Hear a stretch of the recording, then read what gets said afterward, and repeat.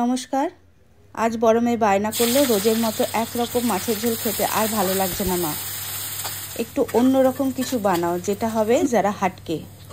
বলে তো দিল, কিন্তু আজ আমার স্কুল থেকে আসতে একটু দেরি হয়ে গেছে। তাড়াহুড়োর মধ্যে কী যে বানাই ভাবতে ভাবতে বানিয়ে ফেললাম।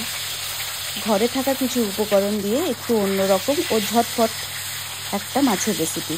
প্রথমে পেঁয়াজের বেরেস্তা বানিয়ে সেই তেলেই গোটা গরম মশলা তেজপাতা ফোড়ন দিয়ে ছেড়ে দিলাম নুন আর অল্প একটু হলুদ মাখানো কাতলা মাছ। মাছটা ভাজা হতে হতে এদিকে মিক্সির বাটিতে বেরেস্তাটা দিয়ে তার মধ্যে দিয়ে দিচ্ছি আদা, রসুন, টমেটো, কাঁচা লঙ্কা, ধনেপাতা আর জল ঝরানো টক দই। এটা দিয়ে একটা পেস্ট বানিয়ে নিচ্ছি। একটু গ্রেভি বানানোর জন্য এর মধ্যে দিয়ে দিচ্ছি একটুখানি দুধ। এবার এই পেস্টটা কড়াইতে ভাজা মাছগুলোর মধ্যে ঢেলে দিয়ে ঢাকা দিয়ে দিচ্ছি। একটু ফুটে যাওয়ার পর এর মধ্যে দিয়ে দিচ্ছি নুন, গোলমরিচ গুঁড়ো, কাঁচা লঙ্কা, ধনেপাতা। আবারও ঢেকে দিচ্ছি।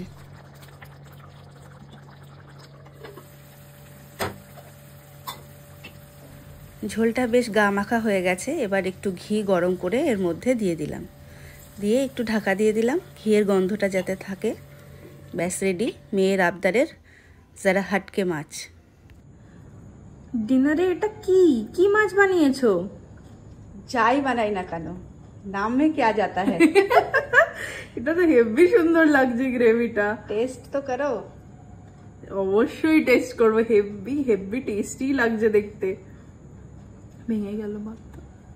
যা ভাত তো ভেঙেই যায়। ঠিক আছে টেস্ট করি। এটা কি বলতো, দই বেরেস্তা কাতলা। ভালো লাগে না, মানে মানে kind of butter chicken version of মাছ। হ্যাঁ হ্যাঁ হ্যাঁ, বলা যেতে পারে। খেয়ে দেখি।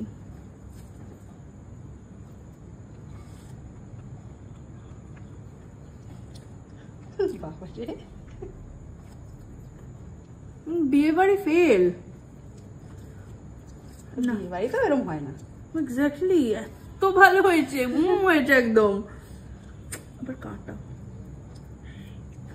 কাঁটা বাঁচতে বাঁচতে অত কিন্তু কাজু ঠাজু কিচ্ছু দেয়নি এটাতে আজকে। খুব ভালো হয়েছে, নর্মাল ইনগ্রেডিয়েন্টস সব।